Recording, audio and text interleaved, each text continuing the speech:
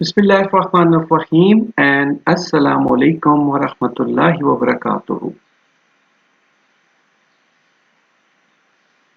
Okay, अब हम grade 1 में कुरान क्लास पढ़ेंगे और आज हम हैं ग्रेड 1 के यूनिट नंबर 1 के सबक नंबर यानी सेक्शन नंबर 1 में और इसमें हम पढ़ेंगे सबक का तारुफ। तारुफ होता है इंट्रोडक्शन और सबसे पहले किसी भी चीज को पढ़ने के लिए समझने के लिए उसका छोटा सा इंट्रोडक्शन लाजमी होता है कि हम क्या पढ़ने जा रहे हैं। तो आज के हमारे सबक का नाम है सूरतुल फातिहा। सूरतुल फातिहा आपको यकीनन याद भी होगी। सूरतुल फातिहा का आज हमने मुताला करना है। तो यहाँ से शुरू करते हैं। मुसलमान अपना हर काम अल्लाह सुब्हाना व तआला के नाम से और दुआ से शुरू करते हैं। मुसलमान अपना हर काम कैसे शुरू करते हैं? अल्लाह सुब्हाना व तआला के नाम से यानी बिस्मिल्लाह से और दुआ से शुरू करते हैं। सूरतुल फातिहा एक दुआ है। सूरतुल फातिहा क्या है? सूरतुल फातिहा एक दुआ है जिसमें हम अल्लाह ताला से दुआ मांगते हैं कि ए अल्लाह हमें सीधा रास्ता दिखा। इसलिए हम सबसे पहले सूरह फातिहा पढ़ेंगे इंशाअल्लाह। यानी हम सूरह फातिहा से क्यों शुरू कर रहे हैं अपने सबक को? ग्रेड 1 के जो कुरान क्लास है हम इससे क्यों शुरू कर रहे हैं? वो इस वजह से कि मुसलमान अपना हर काम अल्लाह के नाम से और दुआ से शुरू करते हैं और सूरह फातिहा एक दुआ है जिसमें हम अल्लाह रब्बुल इज्जत से दुआ मांगते हैं कि ए अल्लाह हमें सीधा रास्ता दिखा। इसलिए हम सबसे पहले सूरह फातिहा पढ़ेंगे। ओके, नेक्स्ट पैरा क्या है? सूरतुल फातिहा कुरान पाक की पहली सूरत है और एक बहुत अजीम सूरत है। अजीम मतलब अजमत वाली सूरत है। सूरह फातिहा जिसको नमाज में लाजमी पढ़ने का हुक्म है और हर रोज फर्ज नमाजों में कम से कम 17 बार सूरत फातिहा पढ़ते हैं। यानी हम जो है कितनी बार सूरह फातिहा पढ़ते हैं? कम से कम 17 बार। यानी सिर्फ ये फर्ज नमाजों की बात है। तो सूरह फातिहा बहुत इंपॉर्टेंट सूरत है। ओके, बहुत अजीम सूरत है और इसको नमाज में पढ़ने का लाजमी हुक्म है कि आपने नमाज में लाजमी पढ़ना है। राइट, नेक्स्ट पे जाते हैं।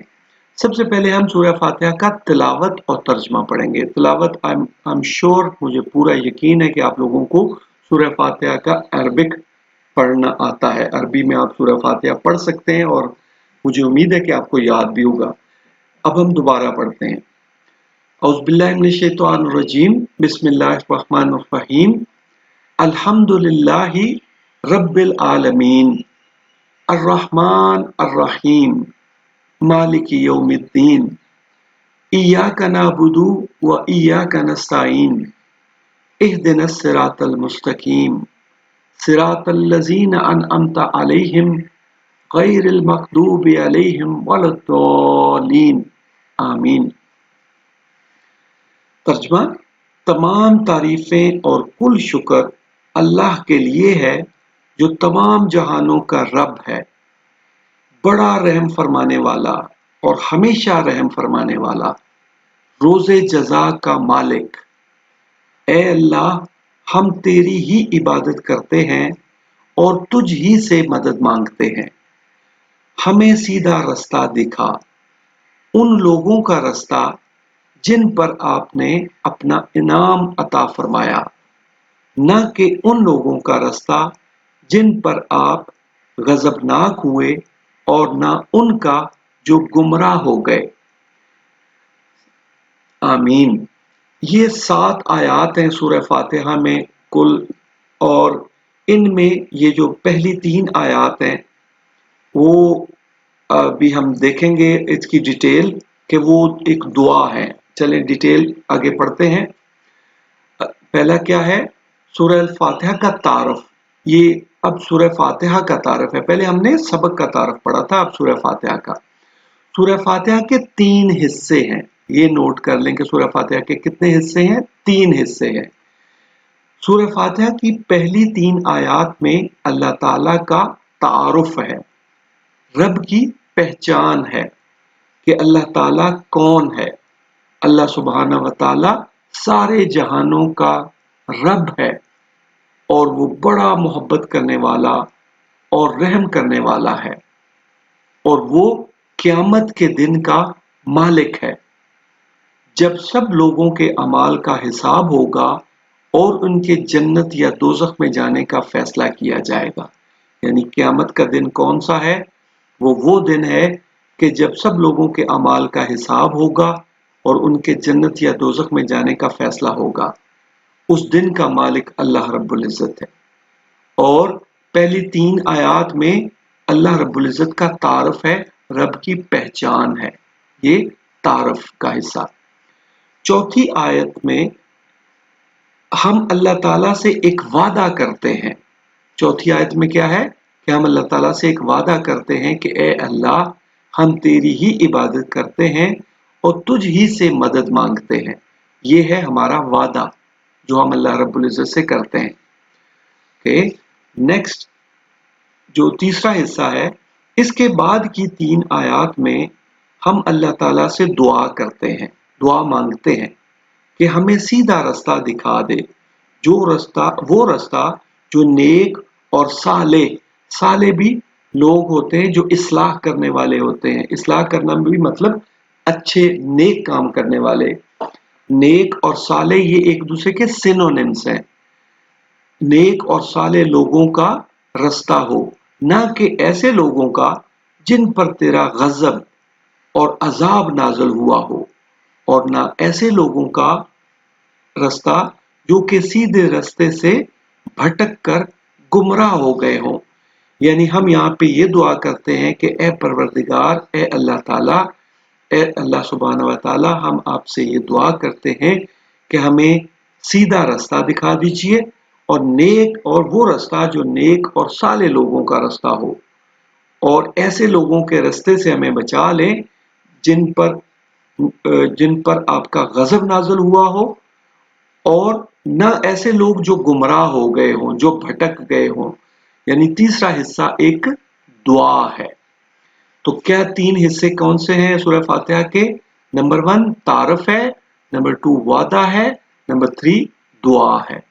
इसी की डिटेल अब हमने बाकी अपने जो लेसन है उसमें पढ़नी है। ओके, अब सूरह फातिहा की तफसीर है।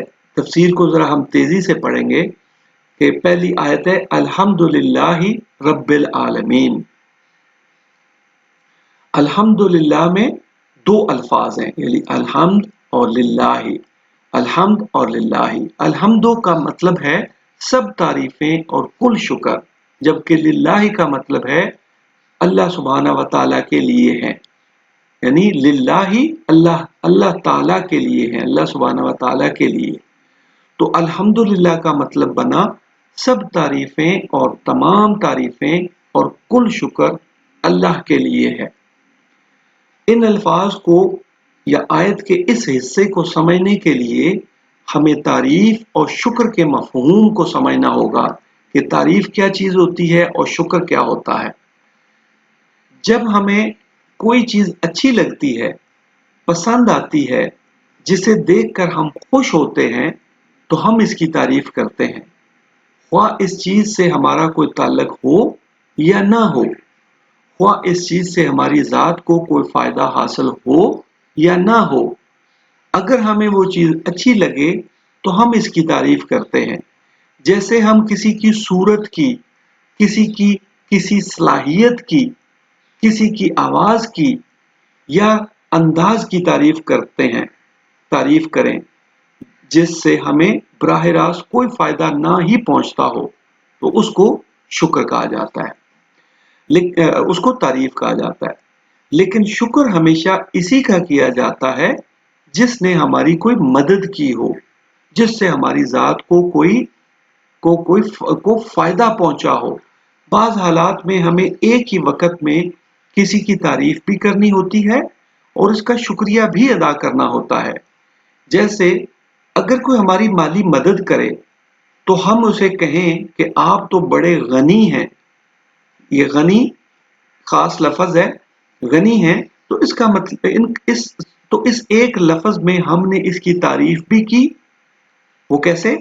کہ آپ بہت اچھے ہیں، نیک ہیں، غنی ہیں، اور ساتھ ہی ساتھ ہم نے اس کا شکریہ بھی ادا کیا کہ آپ بڑے رحم دل ہیں، بڑے دریا دل ہیں، بڑے غنی ہیں، کیونکہ آپ نے ہماری مدد کی۔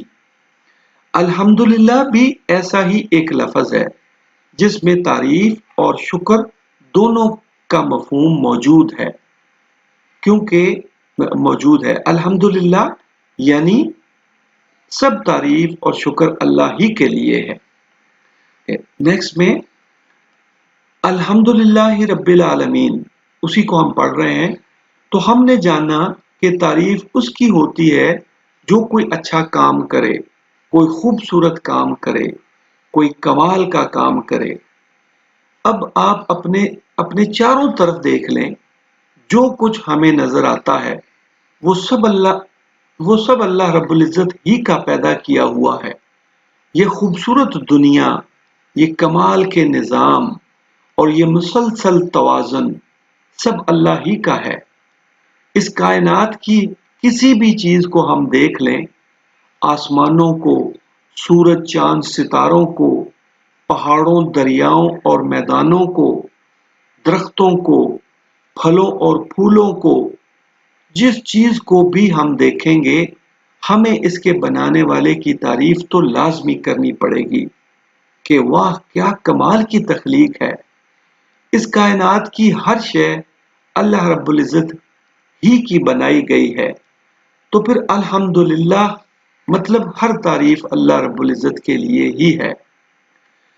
ہم نے یہ بھی دیکھا کہ شکر اس کا کیا جاتا ہے جس نے ہمارا کوئی بھلا کیا ہو، ہماری خیر خواہی چاہی ہو، یا جس نے ہمارا کوئی فائدہ کیا ہو۔